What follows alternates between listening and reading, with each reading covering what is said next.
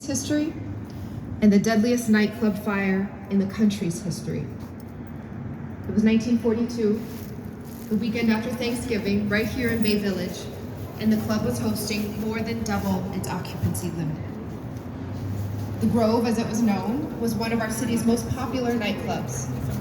It was where everyone, from workers getting off their shifts, to celebrities, to service members on leave, came together to mingle and dance and, for a few hours, forget the tragedies of war. People were seeking community and camaraderie that first Thanksgiving weekend since America had entered the war. And what started as a small fire in the basement lounge, in an instant, spread and engulfed the entire club. In less than 30 minutes, the fire was out, thanks to the work of the Boston Fire Department.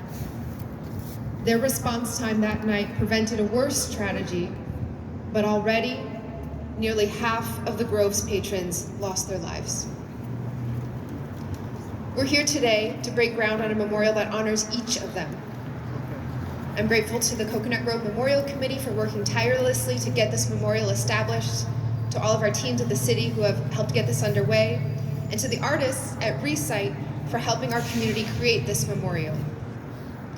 A replica of the 3 archways that welcome patrons at the Grove's entrance will be constructed from 490 pieces of granite bearing the names of those family members and loved ones who died that night. This memorial will symbolize our resilience, it will ensure that those we've lost are not forgotten, and it will continue to remind us that we as a city and a community have always come together and marked profound progress in the face of unspeakable tragedy. In response to that fire, Boston developed more rigorous laws and codes around fire safety at every level of government that set national standards. We discovered new ways to treat burns, life-saving advancements that are still used around the world today. And we were graced with a groundbreaking understanding of trauma and grief that has served as a foundation for mental health care and treatment in the United States. Even in one of our most tragic moments, in the fallout of our deadliest days, this community came together. We leaned on our family, friends, and neighbors, knowing full well that those who needed to would lean on us as well. And on that plaque on Piedmont Street is the phrase, "Phoenix out of the ashes." All of these contributions around building safety, innovations in healthcare, and community are all the phoenix that rose from the ashes of this tragedy. Yesterday, I found myself thinking about that as we watched the firefighters still hard at work, as we saw community members out on the sidewalk thinking about how to put together the pieces of their lives. All that we do, all the heroism that I am blessed to see every single day as mayor of the city can be traced to the history that we have also lived through. And so I want to thank you again. I'm incredibly proud to be breaking ground on this memorial with everyone here today. Finally, I would just mention that even though Tuesday is the official day, we have prepared an official City of Boston proclamation on behalf of all of us in city government to mark the anniversary of the Coconut Grove Fire of 1942, and we will be officially commemorating that 81st anniversary and declaring Statler Park the site of the Coconut Grove Memorial.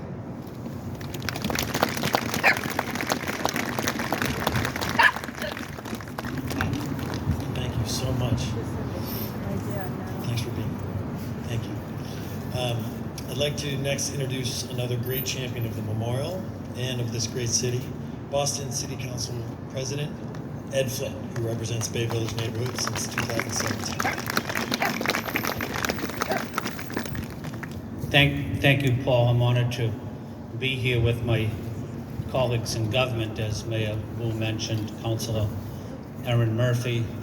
I also know and want to acknowledge our partnership with state officials as well, including Aaron Mikewitz, who also represents this area, and Senator Nick Collins and Lydia Edwards as well.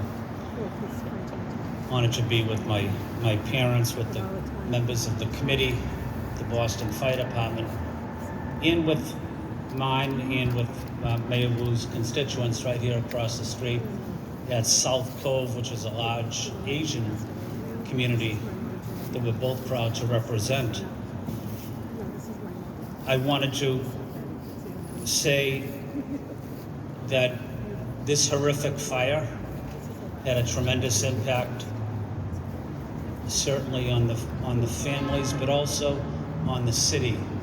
And even during very difficult times, that we must always remember those difficult times, but we also learn from them as well. And one thing Boston does is we remember those heroes that fought that fire.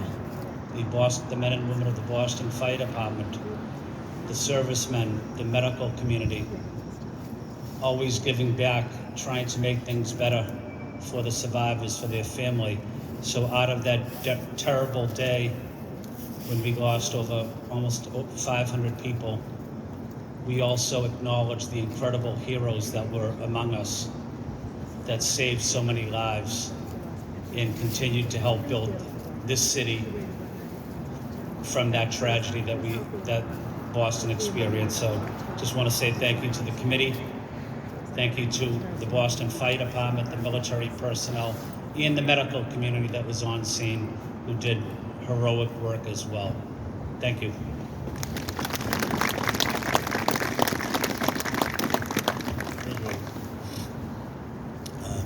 Next, I'd like to introduce Ryan Woods, Commissioner of the Parks Department.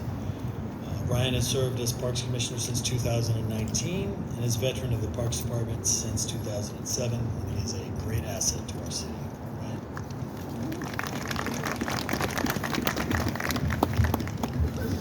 Good afternoon, everybody. It's my pleasure to serve as the Parks Commissioner for the City of Boston, overseeing our 332 properties from parks, playgrounds, cemetery, golf courses, urban wilds, and our animal control division throughout the city. I want to start by congratulating the committee for the decades of work they have done to make this memorial come to fruition, and specifically the years that it's taken to finalize a design with such intentionality, something that honors the 492 members that passed that day and have their names appear on this memorial. There were many different iterations. Do you do it to coconut? Do you do the facade? And I think with such intentionality, they came to the conclusion with this perfect design that we will welcome here on our property. And the exciting thing of having this in Statler Park is that this is an Article 97 protected public open space. So this will not be developed. This will always remain a park. And we're excited to have this as a permanent memorial that will remain in this park. We'll continue to maintain the grounds and welcome the thousands of visitors that will come by to honor those that passed, learn of the history, and be present in the moment. We look forward to joining you here for the ribbon cutting. And again, the Parks Department is happy to be a partner to see this important project come to fruition. Thank you very much.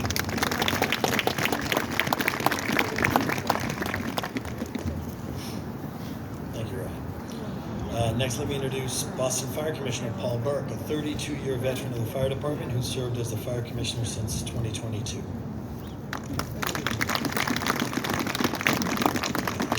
Thank you, Paul. Thank you, Michael Hanlon, also. Oh, yeah. Your committee is very important to the city. And thank Father Curry and Rabbi Park for your spiritual leadership in this fire department. Does, yeah, for sure. On behalf of the entire Boston Fire Department, I offer our deepest condolences to anyone here today who lost a family member or friend at the Coconut Grove fire.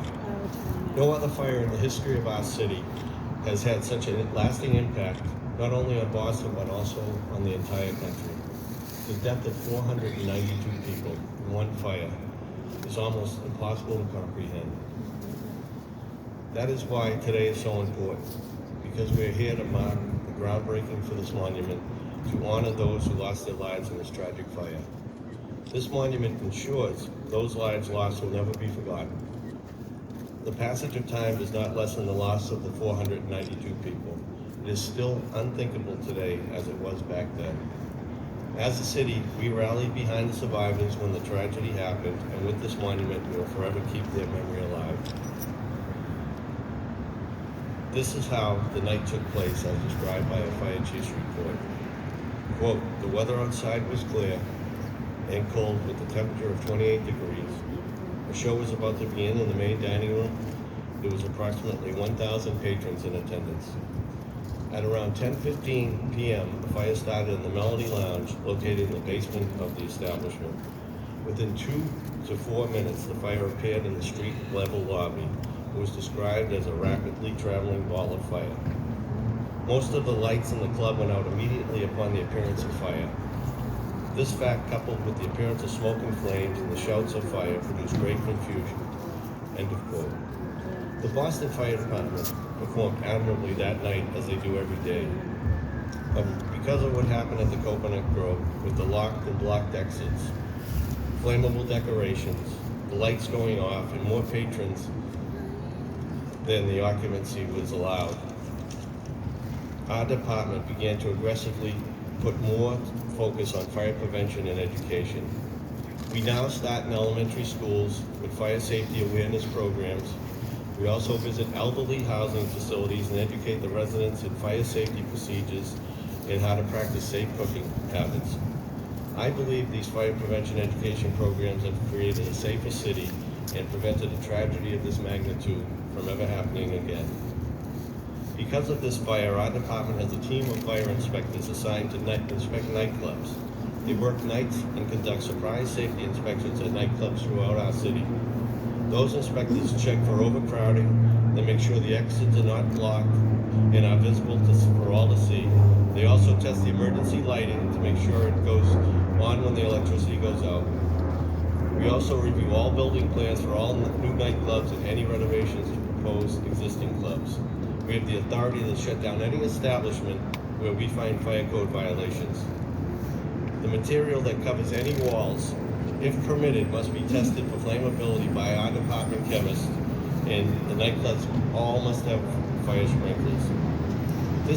This authority to inspect and continually monitor nightclubs came about because of the Coconut Grove. In the wake of this fire, our department, with the support of our elected leaders, took the initiative and wrote some of the toughest fire prevention laws in the country. We're proud that our department is responsible for these laws that have become a national standard. Boston is a safer city now because of these laws and the tragedy. I just wanted to tell you a quick story. I was a firefighter working with an old fire captain once. We went to monitor the testing of a new sprinkler system in a new residential building in East Boston. The contractor was verbally abusive to us throughout the process. He said things like, "This is a shakedown by the city just to get money from hardworking citizens." This captain, a very distinguished man who knew his profession very well, finally had enough. He very calmly asked the contractor if you've ever heard of the Coconut Grove. He did not. The captain went on to educate him on the fire at the Coconut Grove and how tragic it was, one of the largest loss of lives in a fire in the whole country. He described how the fire exits were blocked and the doors opened inward and could not handle the occupancy load. The decorations were flammable, the nightclub was over capacity, and every other issue that contributed to this horrific loss of life. He finished by politely saying that we are here today monitoring and testing out these new sprinklers. The city of Boston values the life of all people to protect the citizens from reoccurrence in an event like the Coconut Grove. You have to pay a permit fee. We're sorry for that, but we will continue enforcing fire prevention laws in the city to prevent another Coconut Grove. Needless to say, I was impressed with that captain's composure and firm but candid response, so much so that I never forgot it so many years later. His response sums up to me something positive that transpired from this tragedy.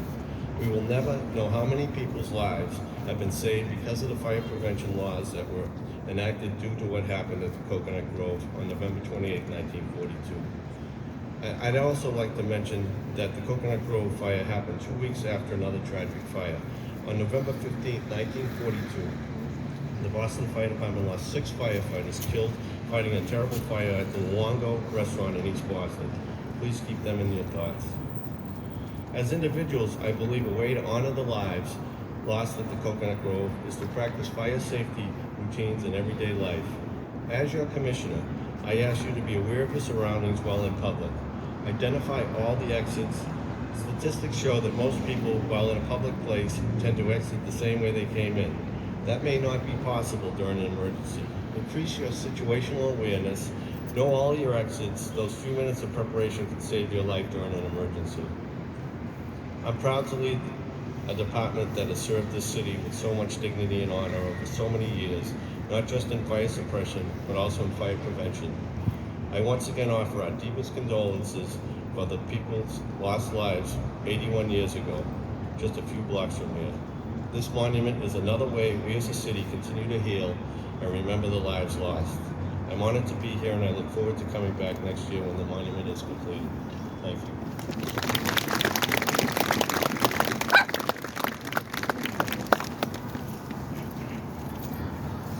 Thanks, Paul.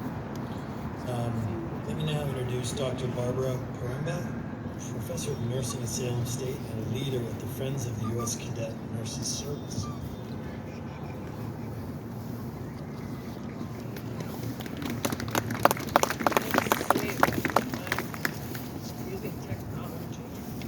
I am so pleased to be here today and to represent the medical community, the doctors, and in particular the nurses from Boston City Hospital and Mass General who cared for the Coconut Grove victims. Mortality-wise, the Coconut Grove fire was the second oldest building fire in the history of the United States, second only to that of the Chicago Theater fire. On Saturday evening, November 28, 1942, the club was packed with about 1,000 people, double its legal capacity. 490 people lost their lives, making the mortality rate nearly 50%. It may have been even greater were hospitals not preparing for mass casualty emergencies due to the war. Just 1 week prior, Boston hospitals had conducted a mass disaster drill and stockpiled supplies for burn injuries. They had also been conducting research on the care of burns because of the high probability that these injuries would occur in the event of a war bomb on the Boston Naval Fleet, similar to Pearl Harbor. When the first patients arrived at the hospital's accident room, the accident rooms were not like our emergency rooms. They were only equipped to do suturing and casting. There were no modern emergency rooms, and there were no intensive care units. It was nearly the 11 p.m. change of shift, so that double the complement of hospital staff were available.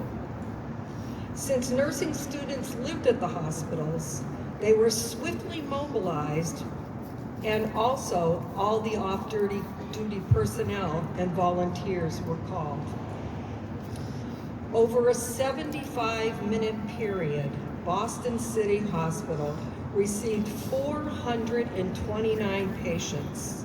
300 were dead on arrival or nearly dead, and 129 were admitted. This volume, averaging 1 patient every 11 seconds, exceeded the treatment rate encountered in London during the Blitz and is one of the highest admission rates recorded.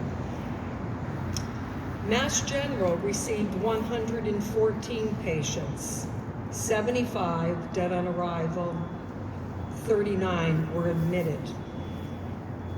Overwhelmed by the magnitude of casualties over such a rapid period of time, doctors turned to new experimental procedures to try to save lives.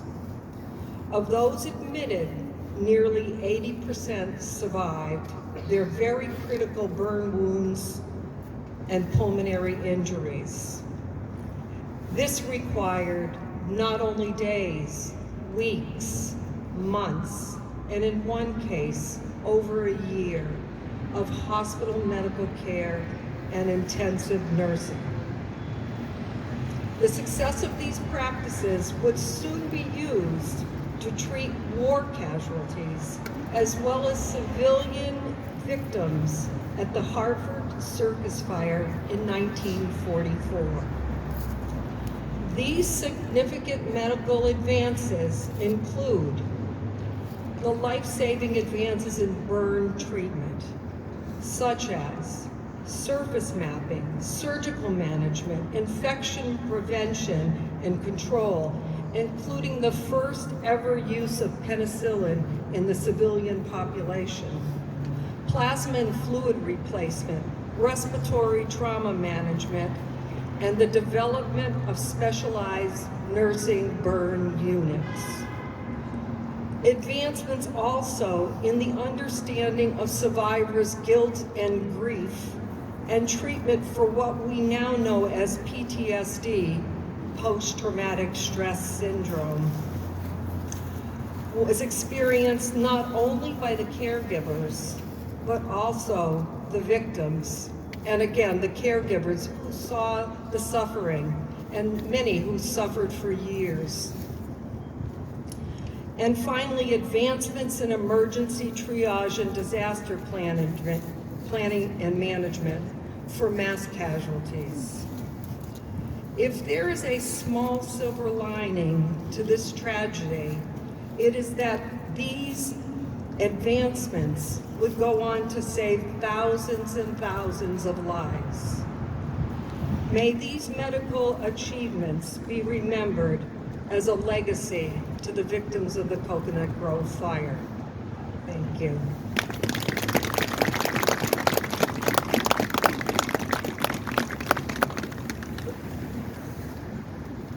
As you can see, the people of the city have a great deal of respect for the Boston Fire Department. It was great for all of us to be witness to the appointments of various fire commissioners that served the city's interest in such an admirable way. You can talk about the tragic fire where so many people were killed. We could write hundreds of articles about the number of people who were saved in fires throughout this neighborhood. Probably all of us have probably seen the number. One of those heroes I'd like to introduce now is a former fire commissioner of the city of Boston, Paul Christian.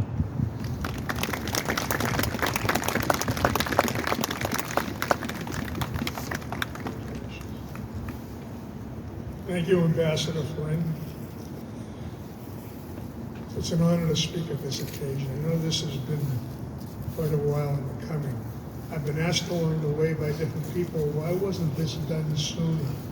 The only answer I can come up with, based on a lifetime of hearing about the Coconut Grove fire, was the pain was too severe over the years for those many, many families who were victims of this, as well as those who had personal experience and suffered the injuries. This was a painful experience for all the people of Boston. So it wasn't something they really wanted to. However, the passage of time has brought us to this time now where it's suitable, because people are forgetting this. I talk with younger people and they are totally clueless about what the Coconut Grove fire was. It's a lesson that should not be forgotten. I know as a youngster in the Boston public schools, remember in the second grade, they were teaching us all about how to do the fire drills properly. And that was the first time I heard what the Coconut Grove fire was. And they drilled into our head at that time the importance of not panicking. Although as I got older, I found out that it was a lot more than panic that night in the Coconut Grove. Casey mentioned to us a lot of the things that have come about with the building codes, the fire codes. I think back and I look at them, and after I saw what happened at the Station nightclub fire back in 2004, we can see the lessons weren't learned. But I stop and think, if they only had one or two of the features we asked for, if they had adequate exits, if they had an alarm system, if they had sprinklers, if they had doors that weren't locked, if they had materials that weren't combustible, if you only had one or two of those things in there, you wouldn't have had the tragedy happen at the Coconut Grove or happen at the Station nightclub fire. So the point is, these are lessons that must be reinforced. This memorial will serve to honor the victims, and it's important for the family to know that these people who suffered so that night were not forgotten and won't be forgotten in years to come. That is very important for them. It's also very important that we remember what happened that night.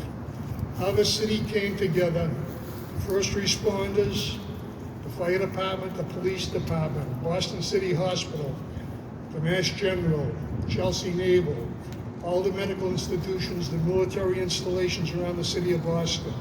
Without prior warning, they came together that night. The civilians came forward that night. Everybody came together to do the right thing. The guys who drove the newspaper trucks, the cab drivers, they transported these victims to the hospitals throughout the city.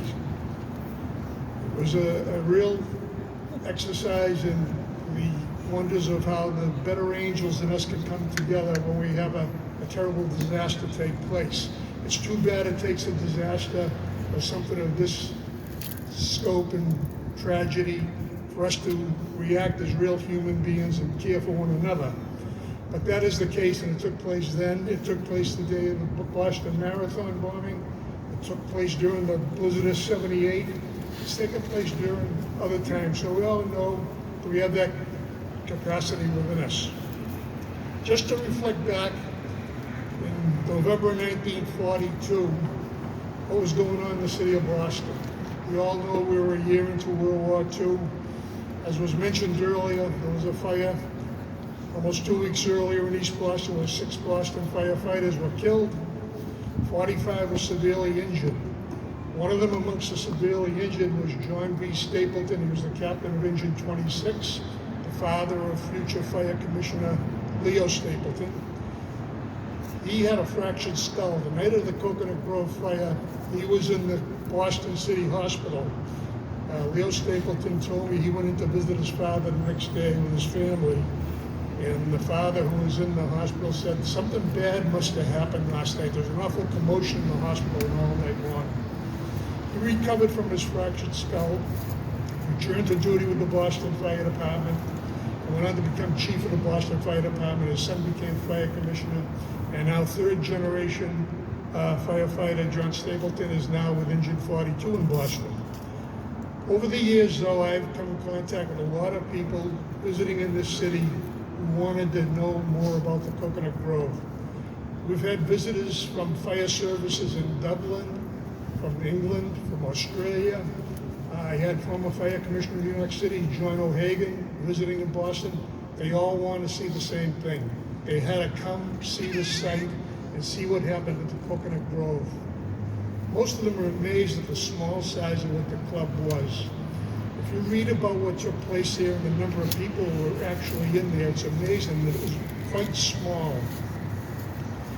But the thing that stands out in my mind, for those who are familiar with Florian Hall, if you're ever in the lounge side of Florian Hall, that room is 60 feet by 60 feet.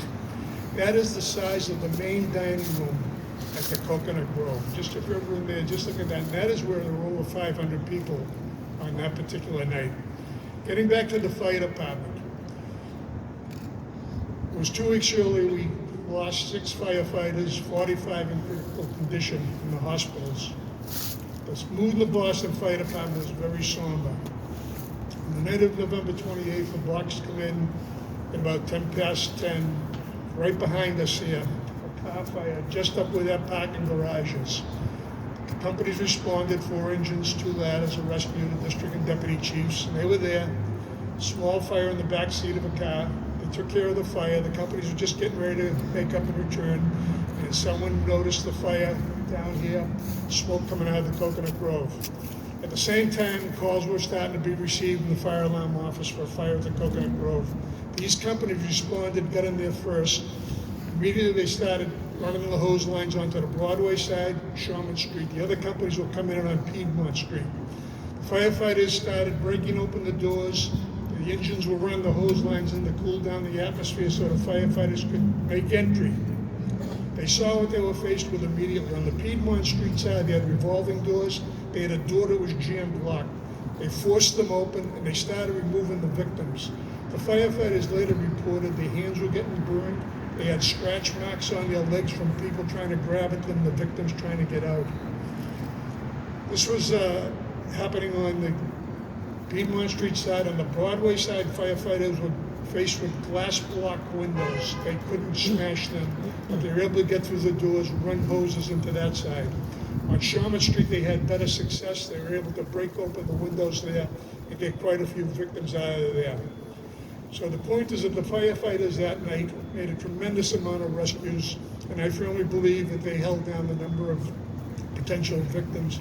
Unfortunately, they were able to get them to the hospitals much faster than had they been not at the scene as early as they were. The lessons of the Coconut Grove were painful, and many people have reported to us here today the benefits that have come from it. They came with a price. Just last week, I was reading, I believe on the computer, about a new gel treatment that is coming out they're experimenting with for burn treatment. So the lessons of the Grove will be immortalized forever with this memorial. We will not forget the victims, and we will never forget those, the medical people, the firefighters, the police officers, the ordinary citizens that stepped forward on that night. And we all came together as one city, and we all remembered how David Ortiz explained how Boston is. I will not repeat his words today. But we all know what Boston does when things get tough. We do come together as one city. So with that, I thank you for your attention. It's my honor now to present to you the President of Boston Firefighters Local 718, President Sam Dillon.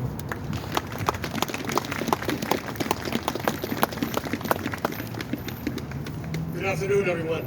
Thank you for the introduction, Commissioner. Thank you all for joining us here today. On behalf of Boston Firefighters Local 718, I want to speak very highly of all the work that this commission has put in after over 80 years to finally make this the reality that the survivors, the descendants of the survivors, and that this city deserves. Everyone on that commission has put in of their own time, of their own energy, and we're here to commemorate the tragedy that took place at the Coconut Grove. But as the plaque states, a phoenix from the ashes, the hard work of this commission and the hard work of the survivors and their families is going to be reflected in this memorial. Thank you very much for all that you've done to commemorate that. As we're standing here hearing the history of the Coconut Grove, the many layers of tragedy, not just from that night, but came afterwards. I do want to point out your Boston firefighters standing alongside this memorial in our gathering today. These guys represent some of the first responding companies that night to the Coconut Grove. And the equipment that they use, the uniforms that they wear, the fire trucks that they ride on look a lot different. But one thing that we promise has not changed, and we promise will never change, is that heart and that pride and that commitment to running into a situation like the Coconut Grove, like the Marathon bombing, like 6 alarms that you heard the mayor speak of yesterday. The trucks look different, the uniforms look different, the badge is the same, and the heart and mentality are exactly the same. And that is our promise to this city. As long as we are here, that will never change. Thank you very much.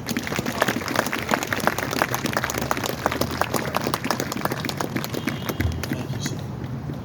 Next, I'd like to introduce former Boston Fire Commissioner Marty Pierce and a member of the Coconut Grove Memorial Committee.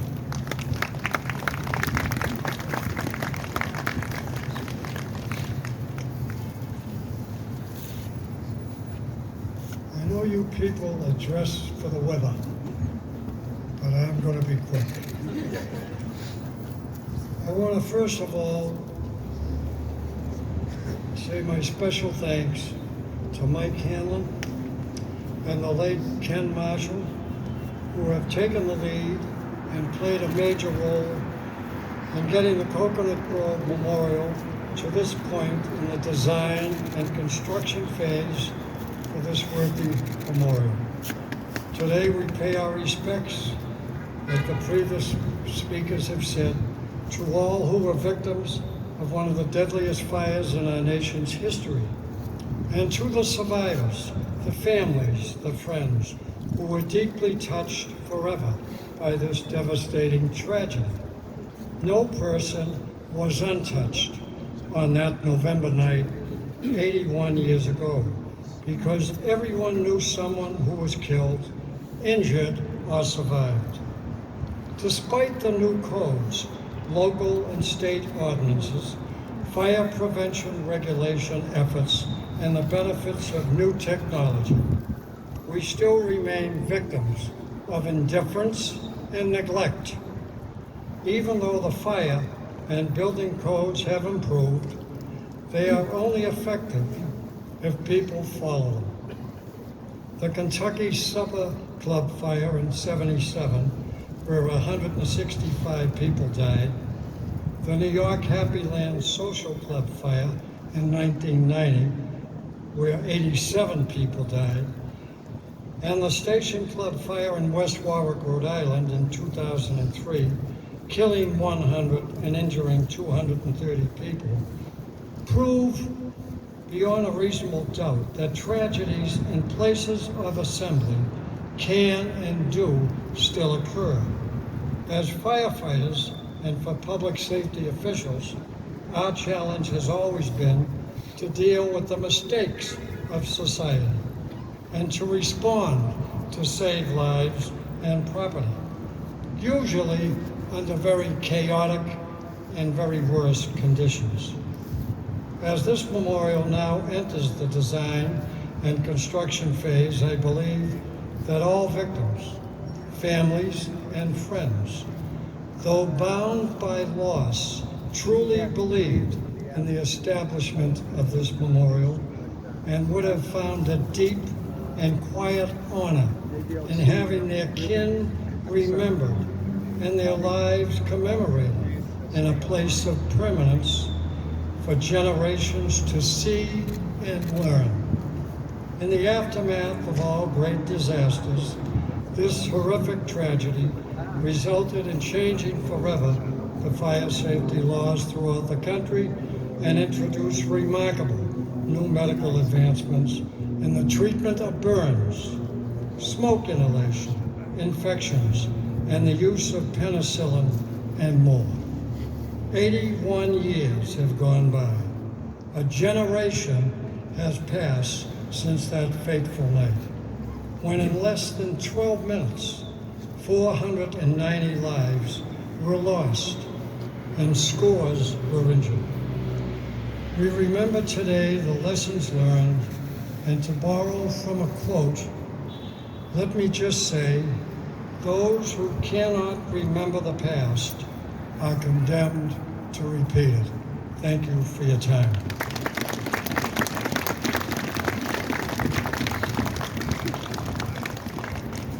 Thank you, Marty. Appreciate it. At this point, I'd like to ask for brief testimonials from any of the family members from the fire. I know there's a few family members here who may want to share some remarks, and you're welcome to please come forward to the podium and speak.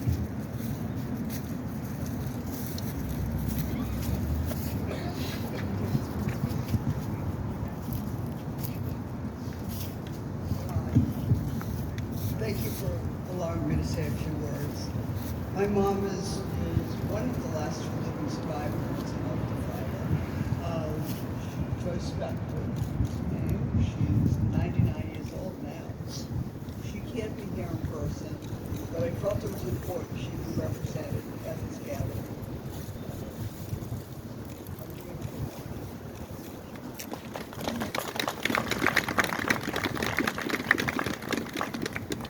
So as we take the next step towards a permanent memorial to the Coconut Grove, for 75 years, my mother resisted coming to this site. She was 18 the night of the fire. It started over her head in the Melody Lounge. Her fiance died that night. She was in the area regularly, but the pain was just too great. She never talked about it. I didn't know about it until I was a teenager.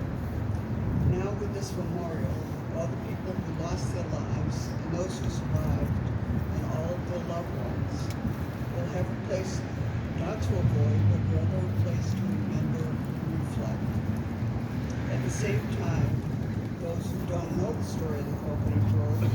they'll be able to learn of the tragedy and the great many advances that came from it. My mother she was interviewed in the documentary Six Locked Doors. The last lines that she quoted in that movie were that she is blessed to have survived. Out of her survival came her children, her grandchildren, and her great-grandchildren. And she's still here. She is. So speaking along those lines, I'm leaving the ceremony today to attend the 9th birthday party for my grandson, her great-grandson. If she had not survived that night, I wouldn't be here and that party wouldn't be here. We wouldn't be celebrating today. So I thank all the people that risked their lives to save her life, and just everyone here. I thank the Memorial Committee for making this day finally happen.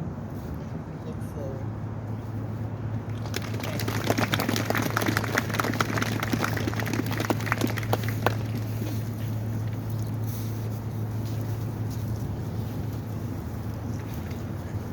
Well, I'm from Boston, so I know how to dress for the weather. I'll try to be brief, though. This is how the Coconut Grove fire impacted me. When I was a child, my mom got out a book from the library, and she said to my dad, "There they are on the first page." I didn't know what she meant. But when I got older and I got interested in the history of Boston, I got out that book and I understood exactly what she meant. Florence Zimmerman was 22 years old, young, vibrant woman, and grew up in the Blue Hill Ave neighborhood of Dorchester. And on November 28, 1942, she was out on a date with Corporal Harold Goldenberg, also from the Blue Hill Ave neighborhood, and a local pharmacist. And the reason they're mentioned on the first page of Paul Ben's Principle Fire is because they were sitting at a table that was right where the fire started. They were at ground zero. Florence Zimmerman is the cousin I never got to know. As I think about this, and I'm listening to, past, I think we've done a very good job of preventing reoccurrences of tragedies. We have excellent building codes, excellent fire codes, terrific fire first responders and medical staff. And I think we're very good at preventing these kinds of tragedies from reoccurring.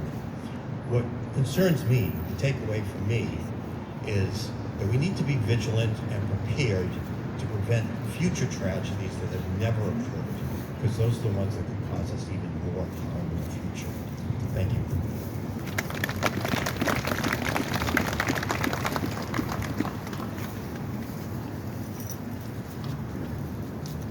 Good afternoon.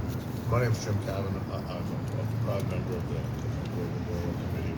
I'm speaking today as a prouder member of the Capone family. Many of whom are back over there, and my mother, Phyllis Cavan, Capone Cavan. We're here to memorialize and remember my great uncle, my mother's uncle and godfather, Charles Capone of Roslindale, who was 25 when he passed. He was out with his cousin John D'Amelio, also family. He was 21 for a farewell to an employee of their construction companies, Francis Connell, who was 21 and shipping out to World War II the following day. As Charlie never had the opportunity to have a family of his own, he's been a constant source of prayer for my mother and the family over the years. So we're proud to memorialize him. Frequently, the talk is how the fog of war erases pain and memories, but so too with time erasing memories of family through fog, and time helps us forget. For most of my family, Uncle Charlie passed before any of us were born. My mother was only 16 months old at the time and has held on to that memory almost as tightly as she holds on to this picture. But the wonderful work of the Coconut Grove Memorial Committee has allowed us to now have this lost historians and the research of everyone has brought back Great Uncle Charlie to all the time. We can now look at the tragic events with the lens of positives that resulted.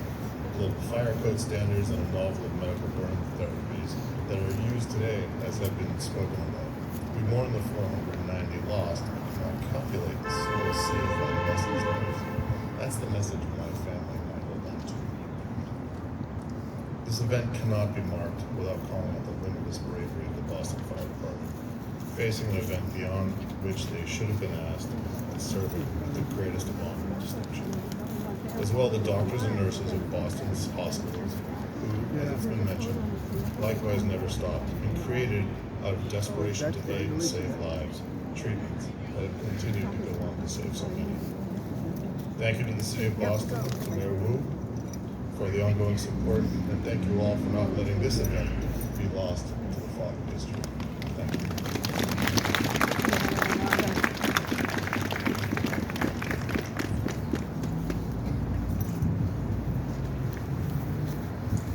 First of all, thank you to everybody who helped that night, everybody who's involved in this memorial.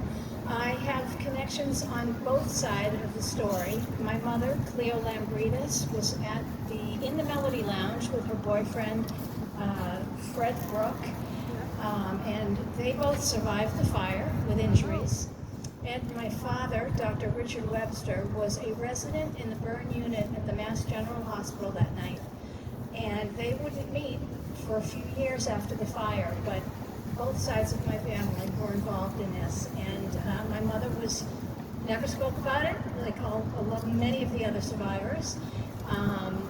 We knew about it, but when she was interviewed for the movie, it was the first time I heard her whole story. And she really wanted to see this memorial happen, and she's looking down on us. I'm very grateful. So thank you all.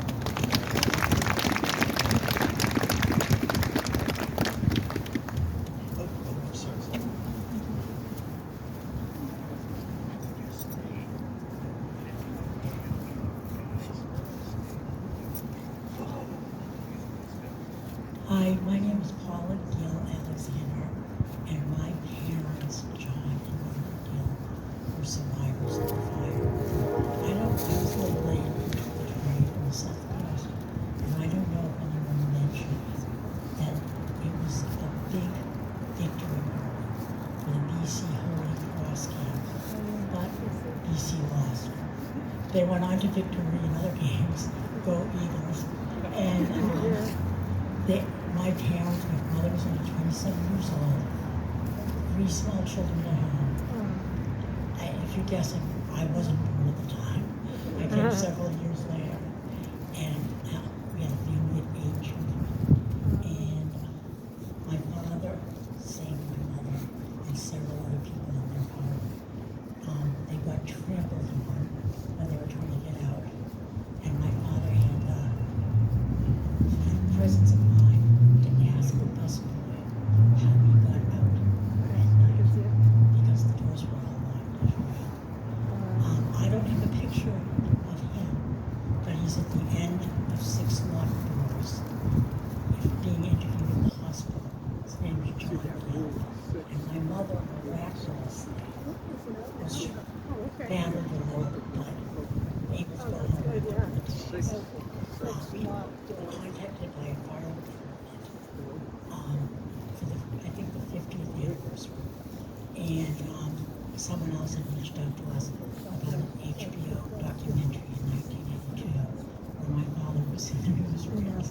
So we grew up knowing about this, like most survivors do. My parents didn't talk about it a good deal, but at the end of the documentary, the owner of the nightclub said, "I wish I'd never owned that nightclub."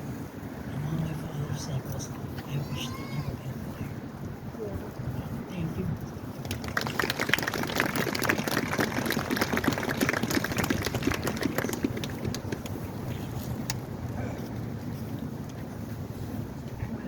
Be very quick, I know it's cold out here. My name is Karen Burns Lechner, and my father, Robert Burns, and his older brother, William, were in the Melody Lounge on November in 1942. And they did a lot of things together, but one of the things that they caused them to diverge in their lives was that my father was in the U.S.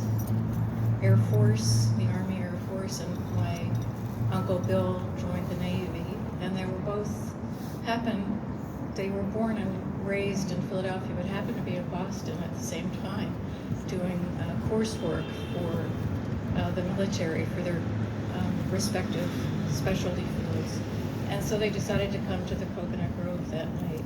And at the time the fire broke out, my understanding was that they had a hard time getting up the steps because people were falling. And the way they managed to survive was they followed a woman with a cash bag in her hands down the steps into the kitchen and stayed in the refrigerator until I understood it was the fire chief, Chief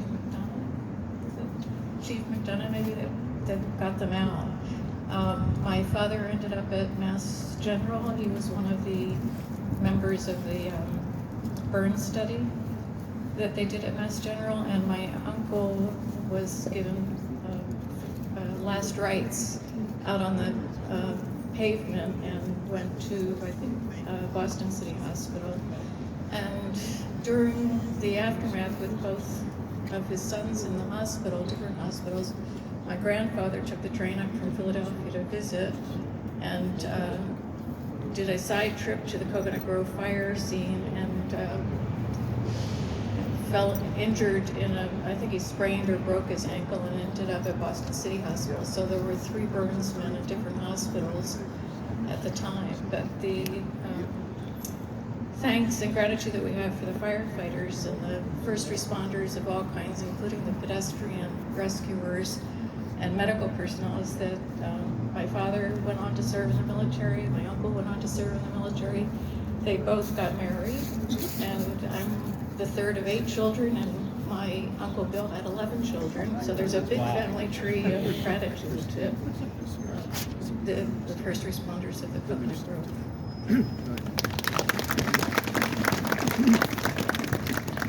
Wow, great. Thank you, everyone. Oh, one more. Okay. One more. Hello, everyone. This is my great aunt Grace. Grace, Vaughn. Last name is Victor.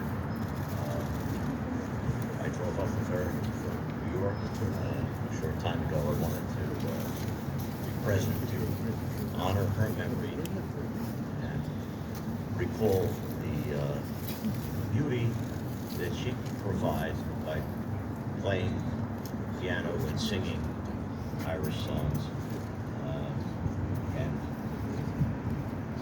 preservation of beauty that came toward the fire. Reverie is memorialized now, and I appreciate the city of Boston, mayor, and everyone to honor all of those who perished, who are in some ways unfortunately survived and suffered during that. My Aunt Patty recalls sitting and listening to the Victrolas playing some of Great Aunt Grace's songs. Not 3 weeks after Great Aunt Grace perished, my mother, who was named after her, Grace McDermott, was born. And it's only my 3rd time in Boston, but I'm sure I feel proud of this venture by everyone. And we will return. I know this will be her 2nd home. Thank you for your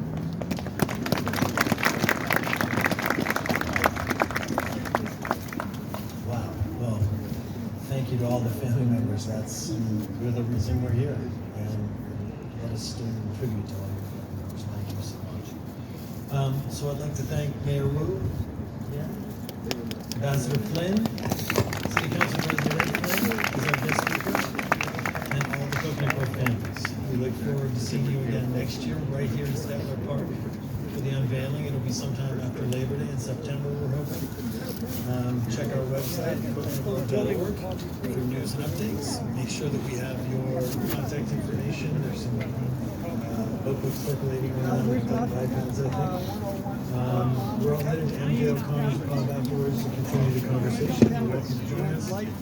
But this concludes the program for today. Thank you so much for coming.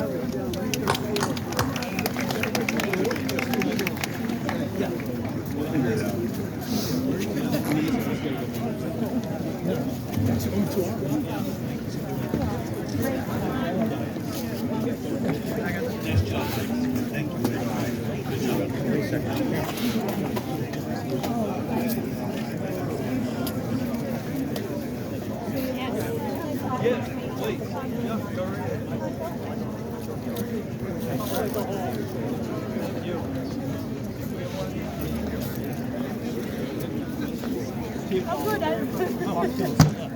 Yeah, thank you. No worries. And could I have Yeah. You noticed that too, right? Yeah, you do. Good to see you, my friend. I was gonna. No.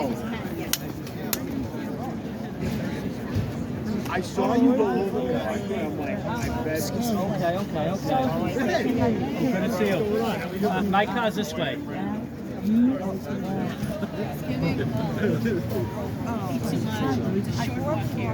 All right. Hi, buddy. Hi, buddy. How you doing, Rachel? How you doing? Hi. Good to see you.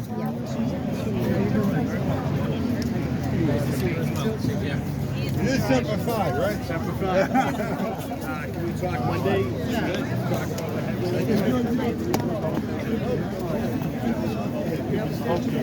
Great job.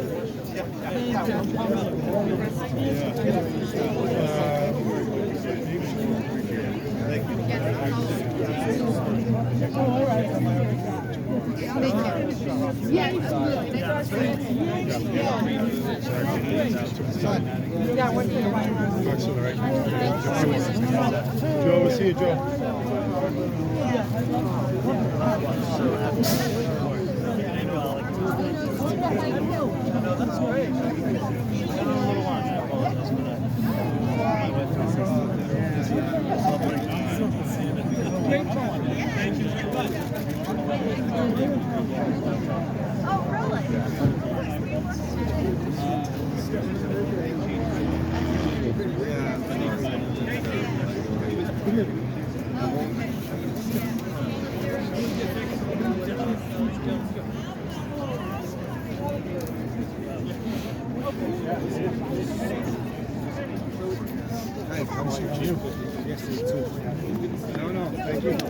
Hey, Joe, good to see you. What's happening, everybody? Joe, how are you? Joey. What's going on, guys? How you doing? Old? Thanks for coming out.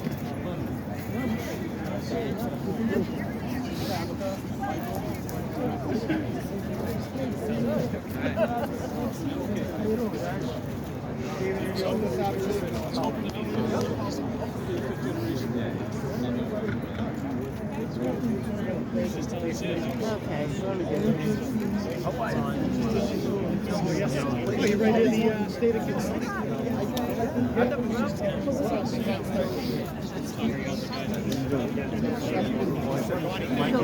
gather.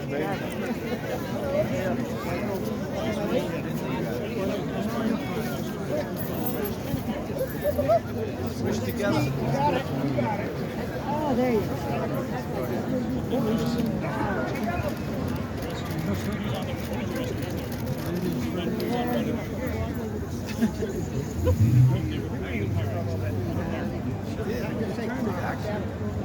have to get a birthday cake. Good?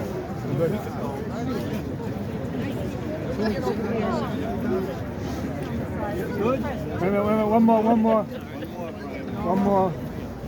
We get the medical staff in.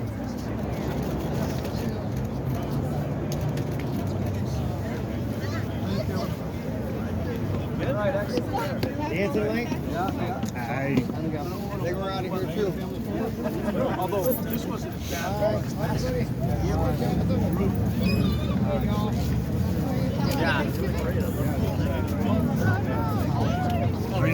Yeah. Hey, where you?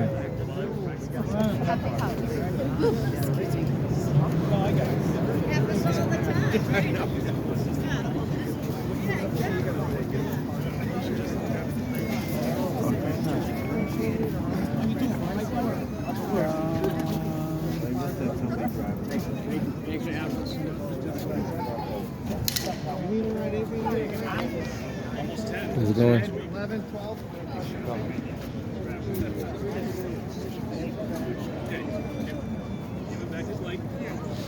Thanks. Thank you. Yep. Thank you.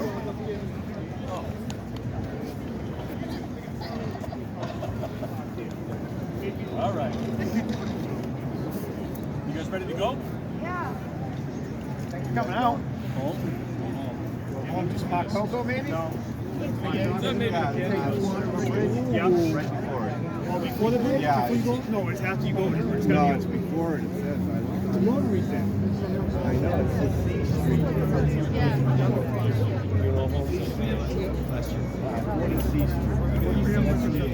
Yeah, but we're trying to bring you that. Yeah, I know. We're the last guy on the job that still has. See if it turns on. Does it actually work? Nope. I don't know. They told me to. They told me to day one. Oh, yeah, they never told me to take it off.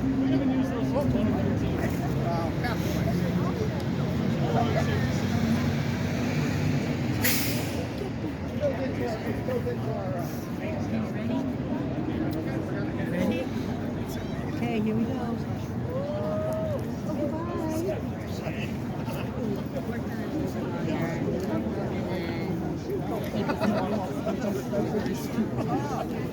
I actually put it on. It makes you change your own decision. That's what we do.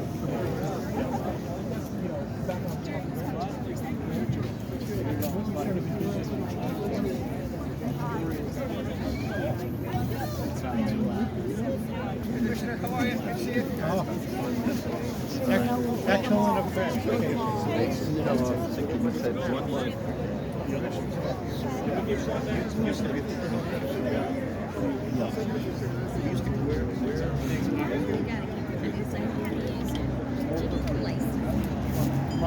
Chinese food on the right, cafe center. Yeah. Keep going. I know what you're after. You're right. It's straight up the road.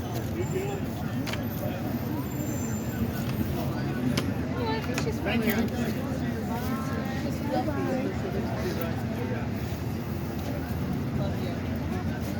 Alright guys, that's pretty much the end of the ceremony.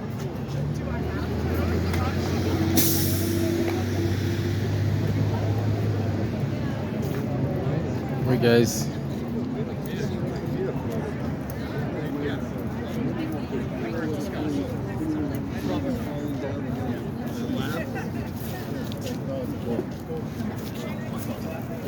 Thank you. Good seeing you, Joe. Bye, Tim.